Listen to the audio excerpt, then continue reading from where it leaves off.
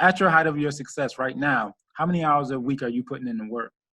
Oh, I start about 8 in the morning, and sometimes my days don't end till 1, 2 o'clock in the morning. I'm actually, and that's 7 days a week.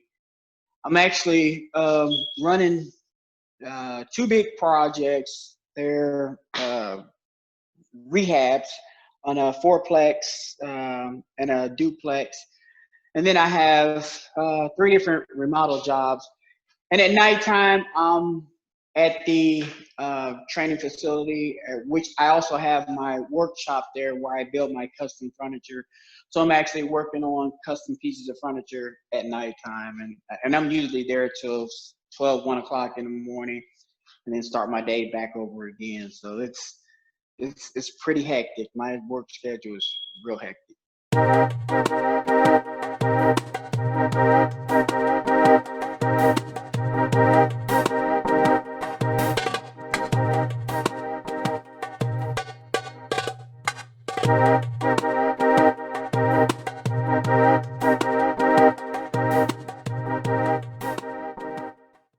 We'll jump right into it. All right.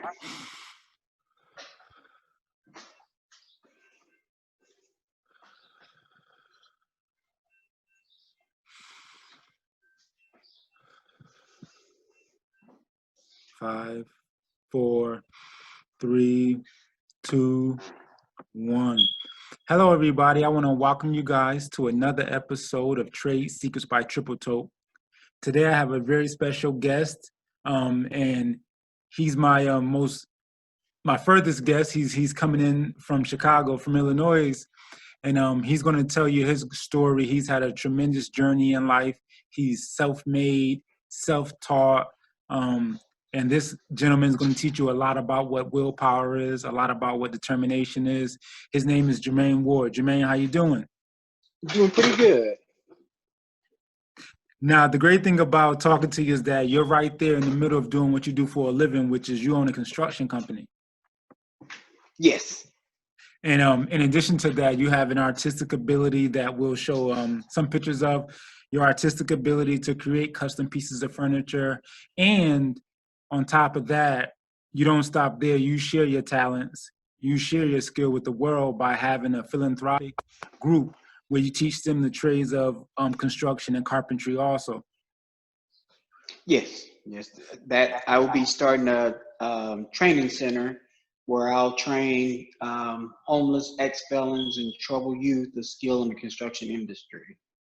That's perfect. So let's go from the beginning. How did you get started and get interested in construction or carpentry? I've been in construction pretty much all my life. I started out doing concrete work with my dad when I was around 12, 13. He does concrete. He's been in business since 77. I went further on to the carpentry side because I've always had a passion for carpentry. So in 1997, I've actually started my own construction company. Started out doing new construction, remodeling, and concrete work.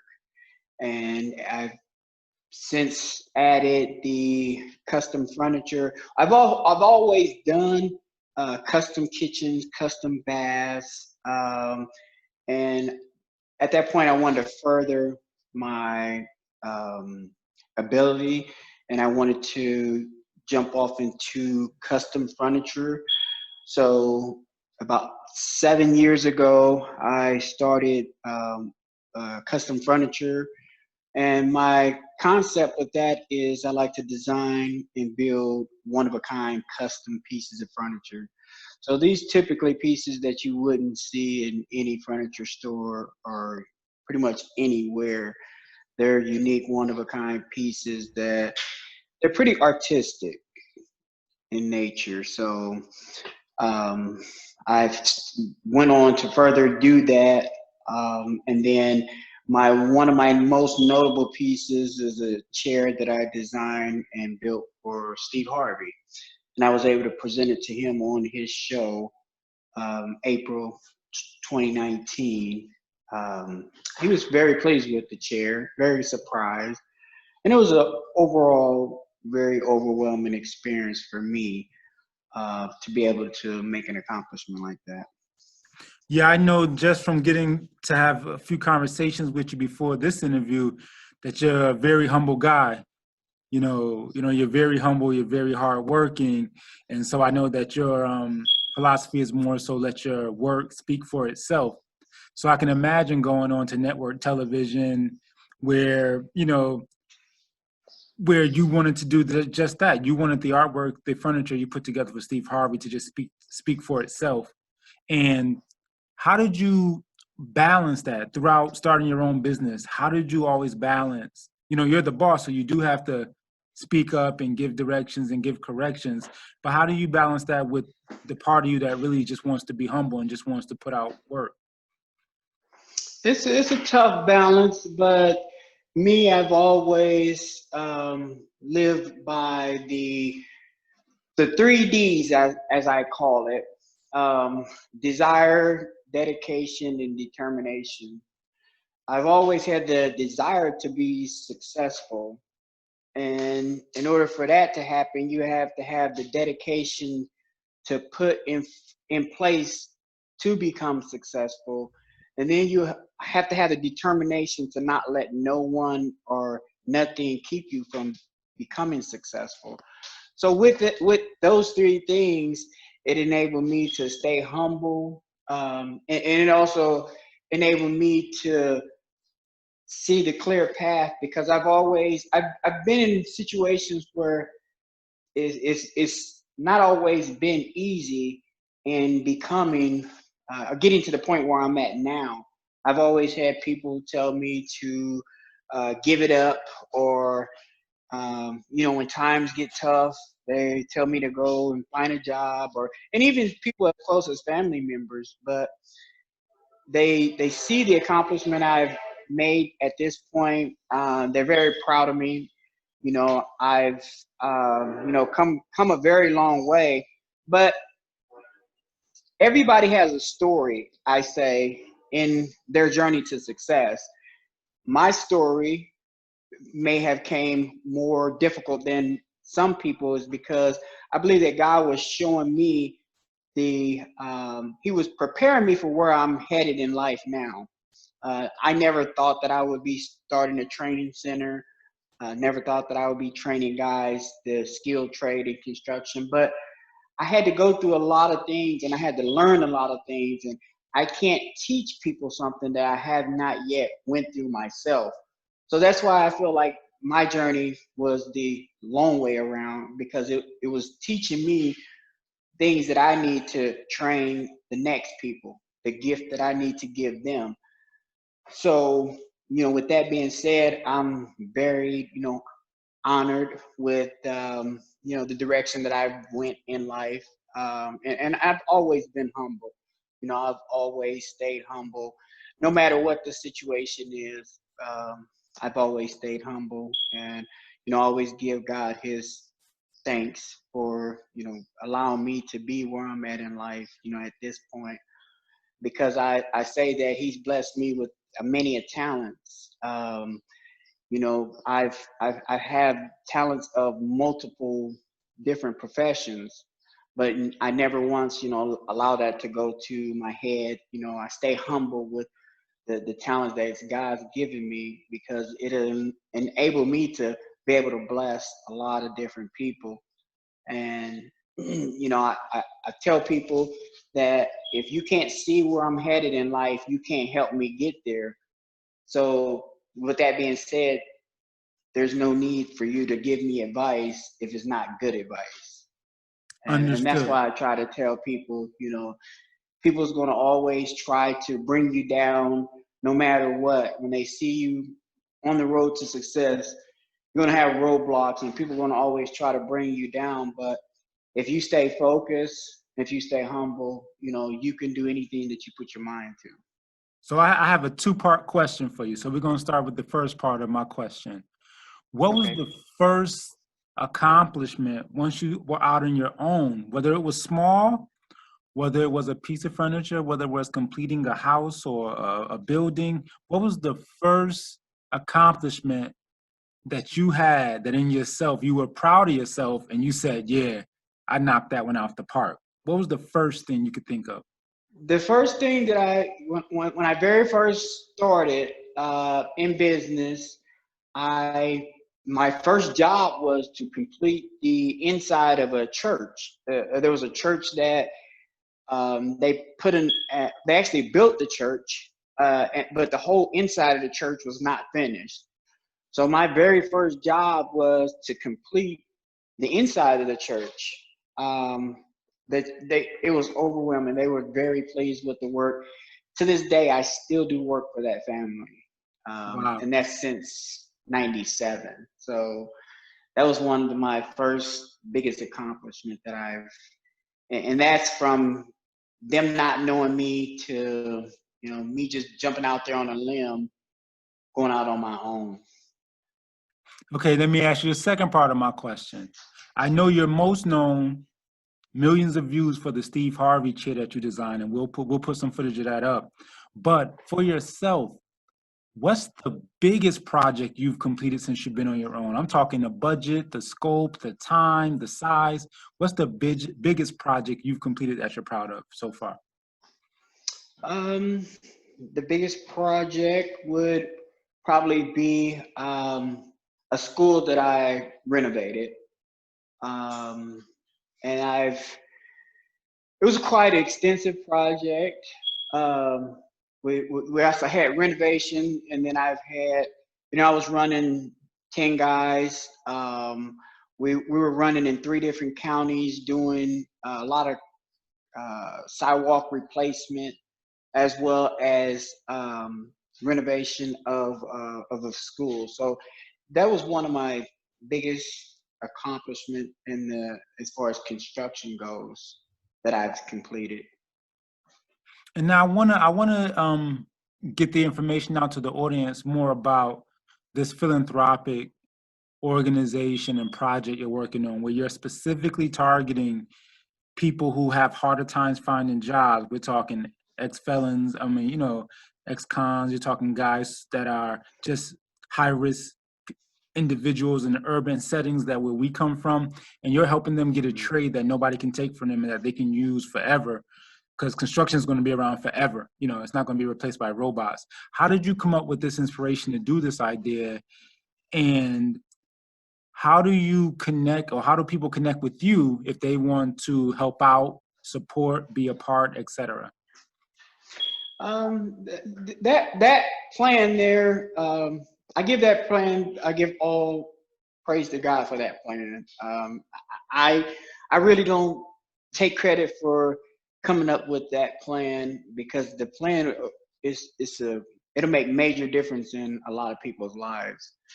So I'm gonna share a little bit with you about that. My thing was in order for us to make a change in life, we have to start with the ones that need help the most. A lot of times people of that, with those standards, are mostly overlooked. So I wanted to go target the ones that are generally overlooked, where it'll in turn make a difference in not just their lives, but in the community.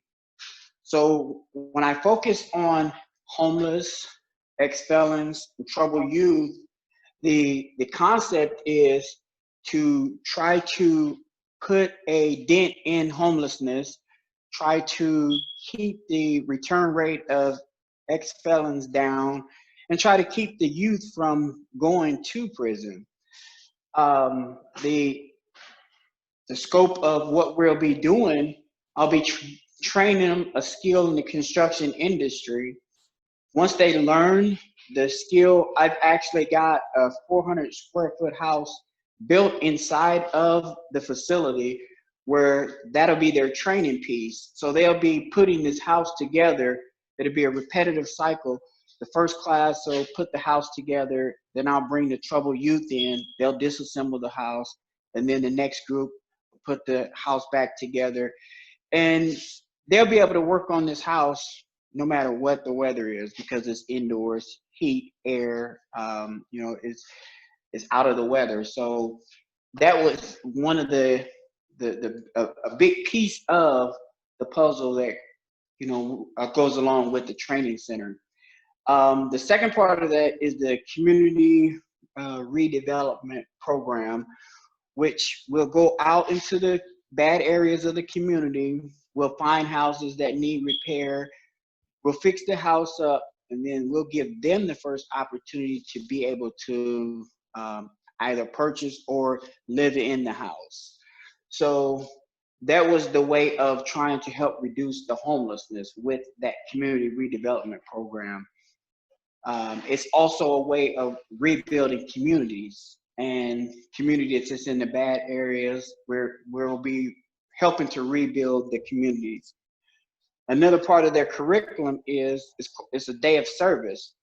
And that's where each group, which I'll be training 10 guys at a time, each group is responsible for, we'll pick a elderly homeowner or a veteran homeowner in a dilapidated area of the town. I'll pick a task on the outside of the house, and whatever 10 guys get done in a day, they'll supply the labor, I'll supply the material. It'll be nothing for the homeowner. And it's just a way of them starting off by giving back. So they'll, whatever task it is, whether it be siding, windows, doors, whatever the task is, that's part of their curriculum is the day of service. And that's where we'll be trying to help rebuild the neighborhood as well. So for every class, we'll pick a homeowner and we'll pick a task on their house and we'll get it done. So it's all a combined effort to try to help rebuild communities one house at a time. And let me ask you, right now, we're connecting with you while you're on a job site, which is good because, you're always making sure that you're putting in work, checking in on work. What does a work schedule look like for you in a common week? Like, how many hours do you think you're putting in, just for the audience to understand how you got to this level of success? How many hours are you putting in even right now at your height of your success right now? How many hours a week are you putting in the work? Oh, I start about 8 in the morning, and sometimes my days don't end till 1, 2 o'clock in the morning. I'm actually, that's 7 days a week. I'm actually running 2 big projects. They're rehabs on a fourplex and a duplex. And then I have 3 different remodel jobs. And at nighttime, I'm at the training facility, which I also have my workshop there where I build my custom furniture. So I'm actually working on custom pieces of furniture at nighttime. And I'm usually there till 12, 1 o'clock in the morning, and then start my day back over again. So it's pretty hectic. My work schedule is real hectic.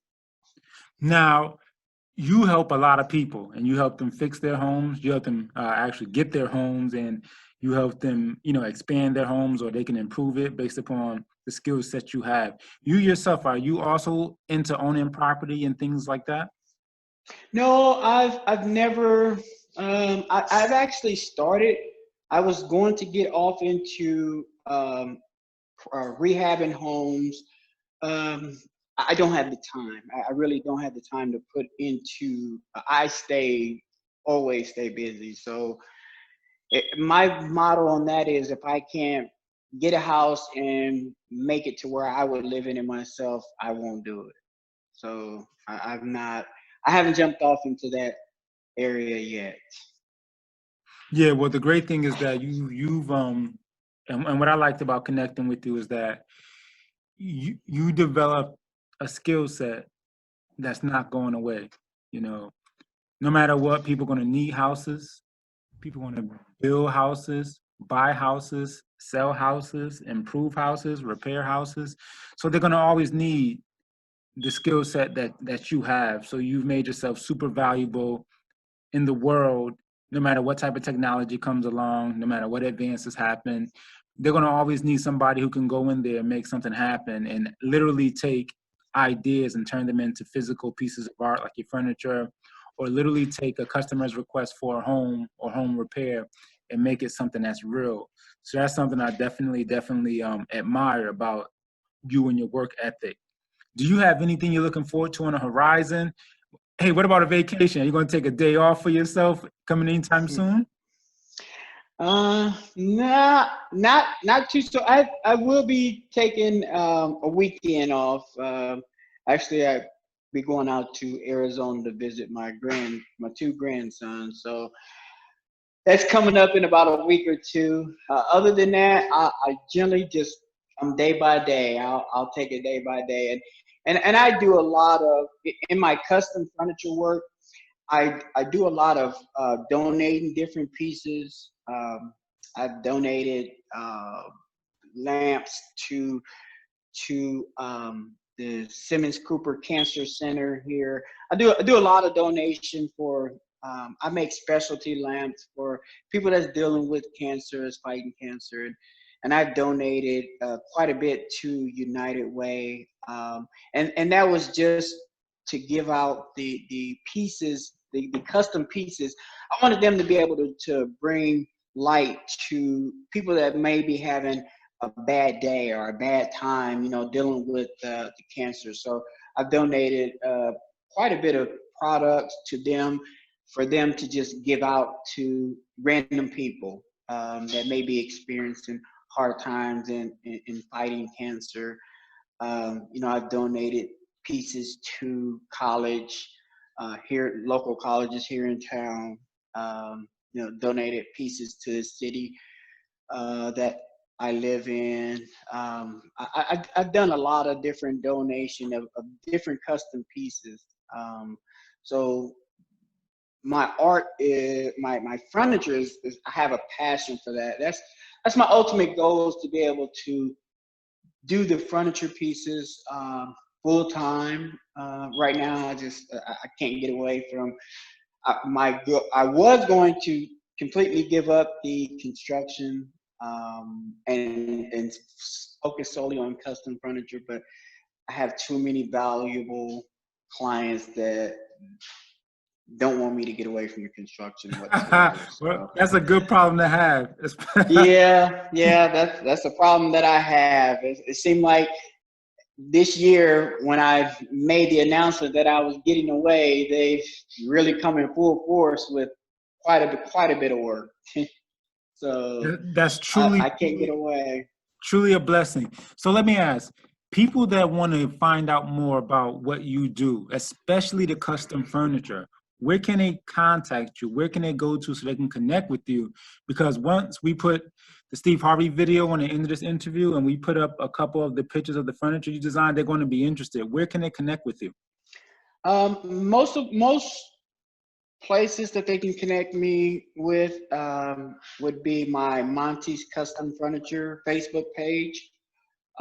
That's where I get a lot of people that connect with me on that actual page. Perfect. And we'll put the link to that also in the description so anybody can get connected to it. Hey, I want to thank you for your time. Again, I know you're literally at work right now. You're busy on the site. So I want to thank you for your time. We'll have more in-depth conversations coming up where you can help people who are interested in learning more about what you do. So I'm looking forward to that also.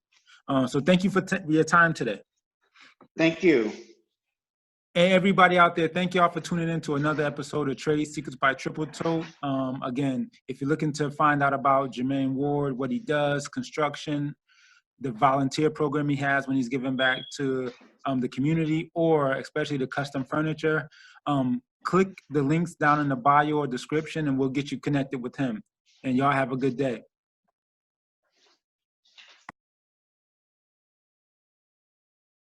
All right, everybody, before we go, I want to tell you about a self-taught furniture maker from Springfield, Illinois, who has made quite a name for himself with his unique creations. Please welcome Jermaine Ward. Hey, Jermaine, how you doing, man? Right. Welcome to the show. Right. So Why'd you decide to start making custom furniture? I started out new construction, remodeling, and concrete work, and I didn't feel like I was living my life to the fullest and wasn't living my gift out that I knew God had planned for me. So really, I decided I wanted to branch out and do custom furniture, and been doing it ever since then. What's one of the craziest things you ever made? One of my most notable pieces of furniture that I built was a couch that's in the shape of a grand piano. What you been working on lately? Lately, I've been working on a project. It's a custom smoker's chair and the chair is actually I designed just for you. A custom what? Smoker's chair. Smoker's chair. I know you like smoking cigars, so I designed a chair just for you. You got a picture of it?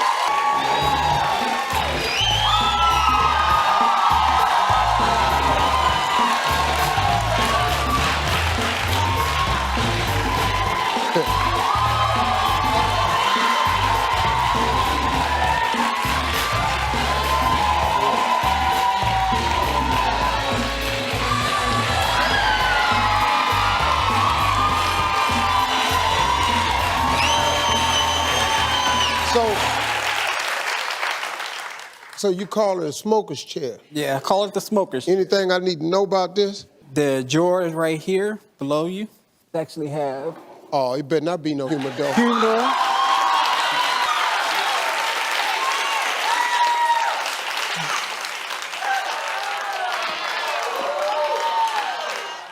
I know good and well. Oh, somebody done told you some things I smoke. Oh, wait a minute.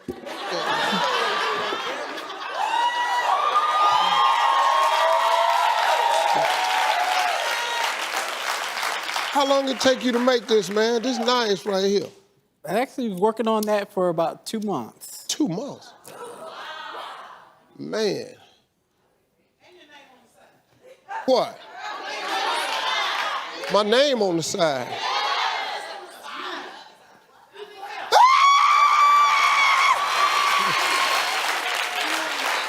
Hey, man, thank you very much, man. That's real nice of you, Jermaine. I like that. Hey, folks, that's our show. You want to see some behind-the-scenes moments from today's show? Follow us on Facebook at Steve TV Show. We'll be right back.